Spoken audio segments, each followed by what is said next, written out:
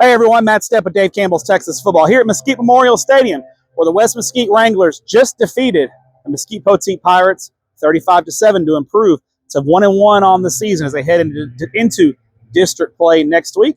But we're not here to talk about that. We're here to talk about 3 from Thursday, my 3 big thoughts from the Thursday night action in week 2 of the Texas high school football season. And let's start down in Central Texas in Pflugerville. We had a huge game at the field live on Texan Live as the Pflugerville Weiss Wolves at 1-0 take on the surprising San Marcos Rattlers at 1-0.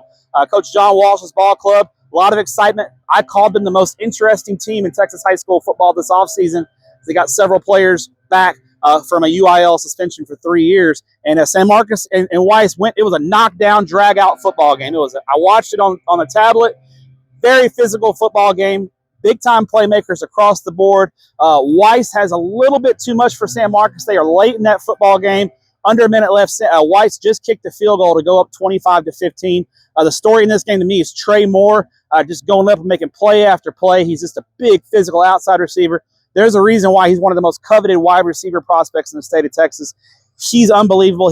San Marcos has got playmakers on both sides of the ball. Moore was the best player on the field for the Weiss Wolves, who look like they're about to go to 2-0 under first-year head coach Malcolm Hill. Another big game down just a little bit further down the road on I-35 in San Antonio. Defending 5A Division I state champion Smithson Valley taking on 6A power in the Alamo City, San Antonio Brennan. And it's, again, for the second year in a row, the Brennan Bears knock off Smithson Valley 30-21. Stephen Bazor's squad with a big win. Brennan, a top 25 team in Class 6A, proves their worth with a huge win over Smithson Valley. This is kind of a repeat of last year. Brennan in the season opener comes out. They look a little sluggish. They lose to Reagan, and they turn around last year and defeat Smithson Valley in week 2. This year, they did get the win over Reagan, but it was a close kind of a slugfest, 21-13. Fits and starts for Brennan. Well, they look great tonight. The Brennan Bears knock off Smithson Valley 30-21. Huge win for the Bears. If I'm a Smithson Valley fan, I'm not too concerned. Brennan is a very, very good 6A football team. I think Smithson Valley will be just fine. They lost 2 regular season games last year and went on to win a state championship in 5A Division I.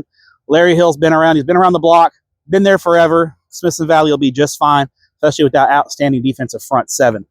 In the DFW Metroplex, a great game in Class 6A. Prosper pulls away late for a 45-27 win over Rockwall Heath out across the lake there in Rockwall.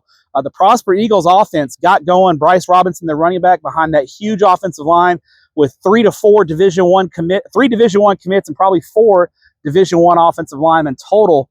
Prosper, Imhoff, the quarterback, had a great night as well. A great balanced offense for the Prosper attack.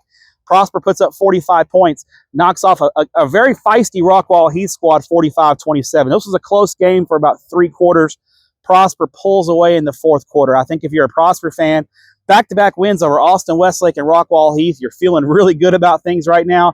If you want to try to challenge Allen, they're in District 6, 6A. Allen, obviously, state powerhouse. I think Allen still right now is the team to beat, but Prosper making a statement that they need to be accounted for, especially if somehow they slip into that Division II bracket in Class 6A. They went Division I last year. If one of the Plano schools makes the playoffs, Prosper goes Division II. Could really be interesting in the Region 1, where, of course, South Lake Carroll is the huge favorite. But that's way down the road in November. We're only in week 2, but still something to think about. Guys like me think about these kind of things all the time. Rockwall Heath coming off a big comeback win over Highland Park. I think Rodney Webb's squad is going to be just fine. They're in a really, really tough district. District 10 6A is brutal. I think offensively led by quarterback Prosper Neal, and they've got a ton of playmakers across the board. Heath, offensively, you don't have any concerns. Defense, a little shaky. That's the last 2 weeks now. They gave up 49 to Highland Park, 45 to Prosper this week. I'm not a math major. It's a 47-point average. It's not going to get it done. Rockwall Heath's going to have to try to improve on the defensive side of the ball if they want to get into the playoffs in that really, really tough Districts 10 6A, which features Longview, North Forney, Rockwall, a vastly improved Royce City ball club, and a very underrated Tyler Legacy ball club. This is a really, really good district in 10 6A. There's going to be a couple of really good teams miss the playoffs. So if Rockwall Heath wants to be one of those top 4, I think they'll need to improve the defensive side of the football. So that wraps it up from Mesquite. That's my big 3 thoughts from tonight. We'll see you Friday night for my instant reaction from the Friday night Texas high school football, as I will be at Euless Trinity and Midland Legacy over at Pennington Field in Bedford. As always, Stay with Dave Campbell's Texas Football, Dave Campbell's Texas Sports on the internet, on all of our social media channels for the best coverage in Texas high school football anywhere. And don't forget, tomorrow night at 10:30, tune into Texas Football Tonight, the final word in Texas high school football with Greg Tepper and Ashley Pickle. Have a great night.